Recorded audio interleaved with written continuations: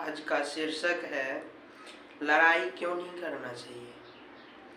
आज अगर आप लोग इस वीडियो को पूरा देखेंगे तो आप लोग लड़ाई करना तो क्या, लड़ाई के बारे में सोचना भी छोड़ देंगे। और आप लोगों से मेरा यह निवेदन है कि आप लोग इस वीडियो को पूरा ज़रूर देखिएगा। मुझे आशा नहीं बल्कि विश्वास है, आप लोग अगर इस वीडियो को देख लिए तो आप लोगों के जीवन में एक अनोखा चमत्कार होगा। तो चलिए इस बात को हम एक कहानी के माध्यम से आप लोगों को बताना चाहेंगे कि झगड़ा क्यों नहीं करना चाहिए। आज का शीर्षक यही है और इस पर अपना लोग चलते हैं। इसको हम समझाने के लिए एक कहानी कहना चाहेंगे जो मैं कह रहा हूँ। बहुत समय पहले एक गुरुकुल हुआ करता था। उस गुरुकुल में बहुत दूर दूर से बहुत शिष्य शिक्षा ग्रहण करने के लिए आया करते थे।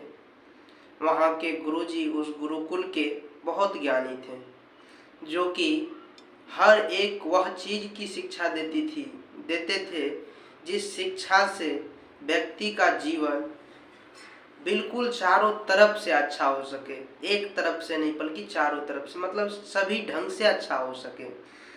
उनके पास ढेर सारा शिष्य आया करते थे। सैकड़ों के जायदाद में उनके पास शिष्य रहा भी करते थे। तो गुरुजी एक शिक्षा देने के लिए सोचे और सभी बच्चों को, सभी शिष्य को बोले कि कल हम सभी को बीच जंगल जाना है और बीच जंगल जाने की तैयारी सबको कर लेने के लिए बोले, क्योंकि कल बीच जंगल जाना है। और बीच जंगल जाने के लिए जब सभी तैयार हुए, चल दिए। चलते चलते कुछ दूर आगे गए, बीच जंगल जाने ही वाले थे कि सामने एक कुत्ता आ गया। वह कुत्ता भौंकने लगा, क्योंकि नया नया आदमी को देखा था, उधर कोई आदमी जाता नहीं था। कुत्ता भौंकने लगा तो गुरुजी ध्यान नहीं दिए और किसी प्रकार से बचते बचते उनको देखते हुए बढ़िया से निकल गए और आगे बढ़ गए।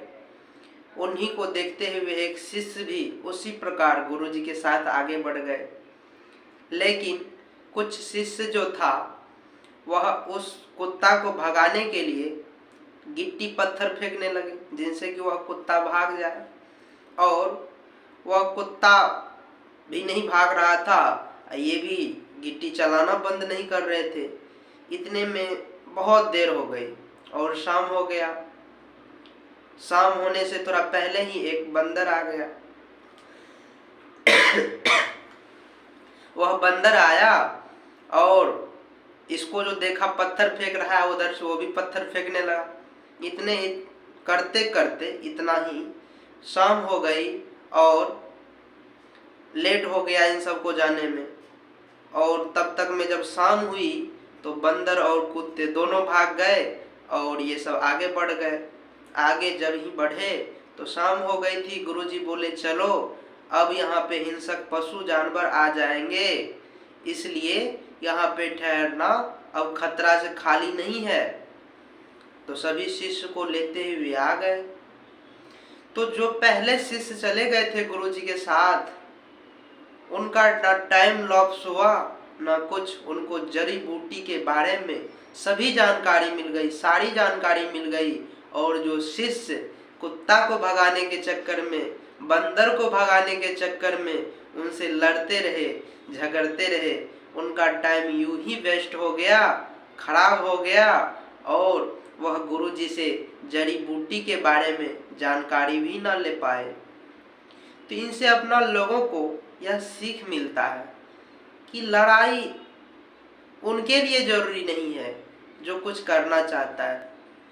लड़ाई अगर कर लिए आप तो फिर उसी प्रकार जैसे कुत्ता कमजोर ही था लेकिन आदमी का टाइम समाप्त करने के लिए वो काफी था, उसी प्रकार से जीवन में कई को व्यक्ति मिल जाते हैं जिनसे अपना लोग लड़ाई कर लेते हैं।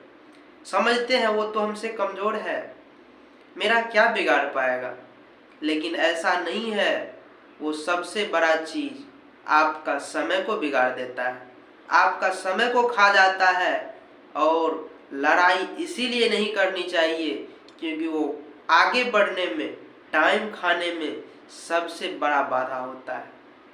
तो अपना लोग इस बात को जाने। और एक बात और भी है कि जिनके पास टाइम ही नहीं रहेगा वो कहाँ से कुछ कर पाएगा। इनको अपना लोग सफलता का कुंजी भी बोल सकते हैं, क्योंकि time is money American doctor का कहना था। जिनके पास टाइम है उनके पास सबसे बड़ी दौलत है। इसलिए अपने टाइम को अच्छे चीज में लगाइए, अपने टाइम का अच्छा इस्तेमाल कीजिए, ना कि लड़ाई कीजिएगा। तो जिस प्रकार से पीछे वाले शिष्य का जो कुत्ता से लड़ते हुए रुक गए थे, उनका जड़ी बूटी का जानकारी छूट गई, उसी प्रकार से ना जाने अपना लोग भी अगर वापस में या किसी से भी लड़ बैठे तो अपना लोगों का भी मंजिल छूट सकता है। और मंजिल छूट गई तो जिस प्रकार से उन शिष्यों का जीवन या गुरुकुल जाना बेकार हो गया, उसी प्रकार से अपना लोगों का भी जीवन निरर्थक हो जाएगा। इस संसार में आना, इस संसार में अच्छा काम करने के लिए जो भी आए हुए थे अपने जीवन को संवारने के लिए, वो संवर नहीं पाएगा, बल्कि वह टाइम तो वैसे ही लॉप्स हो जाएगा, खत्म हो जाएगा। इसलिए लड़ाई झगड़ा से हर वक्त दूर रहना चाहिए। इसी चीज को तो दर्शाने के लिए राम जी भी लड़ाई नहीं किया करते थे। चाहे उनका बड़ा से बड़ा अहित हुआ, उनकी पत्नी को हर के ले गए रावण, लेकिन तो भी नहीं लड़ना चाहते थे। वह बोलते थे कि मेरा पत्नी वापस लौटा दो, सीता माँ को वापस लौटा दो, बस मैं लड़ाई नहीं करने के लिए चाहता हूँ। लेकिन रावण को यह समझ नहीं आ पाया था कि यह अपने टाइम का महत्व ज्यादा देता है, इसीलिए वो अभिमान में चूर थे। लेकिन हकीकत में तो राम जी यह बात को जानते थे कि टाइम से बड़ा दौलत, टाइम से बड़ी ताकत और टाइम जिनके पास है उनके पास सफलता कोई मायने नहीं रखता है। इसलिए अपने टाइम को सुरक्षित कीजिए, गलत चीज से अपने आप को बचाइए। बड़े बड़े बाधा लड़ाई से ही उत्पन्न होता है। अगर दुश्मनी हो गई जीवन में तो फिर कभी भी संभलने का मौका नहीं मिलेगा।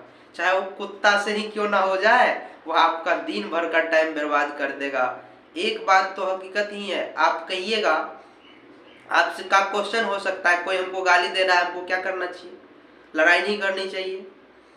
तो गांव में जब देखे होंगे आप लोग, जब हाथी आती है ना गांव में, जब हाथी जाने लगती है तो पीछे से कुत्ता भौंका करता है। क्यों? क्योंकि वो उसी गांव में रहता है कुत्ता, लेकिन उतना सम्मान नहीं मिलता जितना सम्मान उस हाथी को मिलता है एक दिन आने पे। क्योंकि हाथी अपने मत में मगन रहते हैं, अपने कार्य में मगन रहते हैं, लेकिन कुत्ता भर दिन इधर उधर बौखाने में मगन रहता है। इसलिए अपने काम में मगन रहिए। और कुत्ता पीछे से भौंकता है ना, हाथी कभी उस पर नजर नहीं दिया करते। क्यों? क्योंकि वो अपने टाइम को उसके पीछे खपाना नहीं चाहता है, इसलिए कि उनका टाइम उनसे महत्वपूर्ण है। आगे आएगा तो देखा जाएगा, आगे आने की साहस तो है नहीं। अगर आ भी गया तो वैसे व्यक्ति के आगे आने पर, जिस प्रकार से रावण जैसे महाबली भी राम जी के सामने आ गया, लेकिन राम जी टाइम का महत्व दिया करते थे, अच्छे चीज में अपने टाइम को खपाते थे, इसीलिए अच्छा शक्ति उनको बिना प्रयास का ही मिल गया था। इसलिए अगर अपना लोग भी लड़ाई झगड़ा छोड़ करके अच्छा वक्त, अच्छा टाइम पढ़ाई में लगाएंगे तो बड़ी से बड़ी ताकत, बड़ी से बड़ी शक्ति अपना लोगों को बिना ज्यादा परिश्रम किए ही मिल जाएगा। इनका कारण एक ही होता है, टाइम इज मनी। अपना टाइम को आप देते किसे हैं? अपना टाइम में आप लड़ाई करते हैं या किसी से प्रेम, किसी को मदद करते हैं या किसी को दुख पहुंचाते हैं? यह आपका टाइम निर्धारित करता है कि आपको क्या मिलने वाला है। तो राम जी अपना टाइम का अच्छा इस्तेमाल करते थे, इसीलिए महाबलवान रावण को भी परास्त करने में उनको टाइम नहीं लगा और आसानी से परास्त कर दिए थे। इसी बात को बड़े बड़े विद्वान लोग एक पक्षी से उदाहरण दिया करते हैं, जिनका नाम है बाज। अपना लोग सुने होंगे, जब बाज उड़ा करते हैं ना, नीचे जब आ जाते हैं उड़ते उड़ते, तो कौवा उनके पीठ पे जा करके बैठ जाता है और उनको लोल मारता है। वह जानता है यह मुझे कुछ नहीं कर पाएगा, क्योंकि यह ज्यादा कारगर है, जब तक मैं पलटी करेगा तब तक में तो हम उड़ करके भाग जाएंगे। लेकिन बाज उस पर ध्यान नहीं देता है कि हमको इनसे लड़ना चाहिए। ये तो छोटे मोटे लोगों का यह कार्य है जो एक दूसरे से लड़ाई करते हैं। अगर अच्छा बनना चाहते हैं, महान बनना चाहते हैं, तो फिर बाज के भांति अपने उड़ान को तेज कीजिए। और बाज अपनी उड़ान को तेज करता है, बादल से इतना ऊपर उठता है, इतना ऊपर कि कौवा का सांस घुटने लगता है। और बाज तो उड़ते रहता है क्योंकि उनमें वो साहस होती है, और कौवा में वो साहस नहीं हो पाता है, जिनके कारण कौवा फिर से नीचे आ जाता है। उसी प्रकार से बंधुओं, ये जगत है, ये दुनिया है। जब तक आप कम उम्र उड़ान पे रहिएगा तब तक आपको ढेर सारा डिस्टर्ब करने के लिए मिल जाएंगे, ढेर सारा लोल मारने के लिए मिल जाएंगे, मतलब आरोप लगाने वाले मिल जाएंगे, बेफालतू का आप पे शक करने वाले मिल जाएंगे।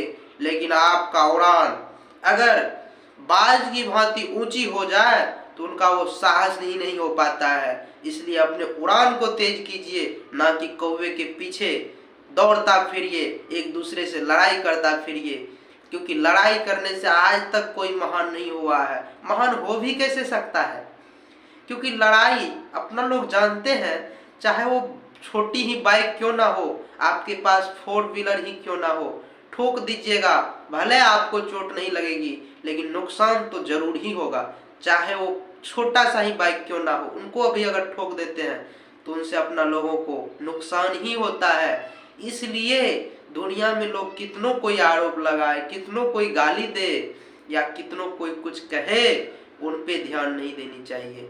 अंतिम में लड़ाई का पौधान रखना चाहिए, अंतिम में जब कोई रास्ता ना बचे, जब तक कोई रास्ता हो तब तक निकलते रहना चाहिए और अपने जीवन को सफलता की ओर, अच्छी ओर और ऊंचाई की ओर ले जाना चाहिए। और जीवन को अच्छाई और ऊंचाई की ओर ले जाते हुए भी अपने जीवन में, अपने मन में, अपने हृदय में भक्ति को जागृत रखना चाहिए।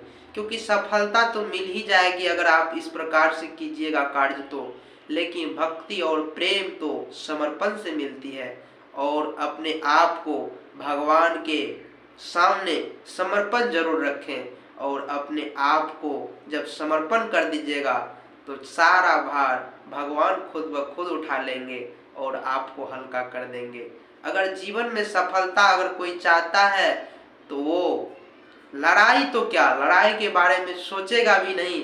अगर इस प्रकार का बात अगर सोचेंगे फिर वही पीछे वाले शिष्य के भांति आपका भी जीवन बेकार सा बीत जाएगा। इसलिए मेरा यह निवेदन है कि आप लोग इस वीडियो को ज़्यादा से ज़्यादा शेयर कीजिए और इस बात को फैलाइए, जिनके कारण अपना भारत, अपना देश महान बन सके। और एक दूसरे का जो कोई पाँव खींचने के चक्कर में रहता है, वह पाँव नहीं खींच करके किसी का सहारा बने और एक दूसरे को ऊपर उठाए और खुद भी खुद ऊपर उठे। इन्हीं चंद शब्दों के साथ मैं अपनी वाणी में लेता हूँ विराम। सभी के चरणों में त्रैवार साहिब बंदगी प्रणाम।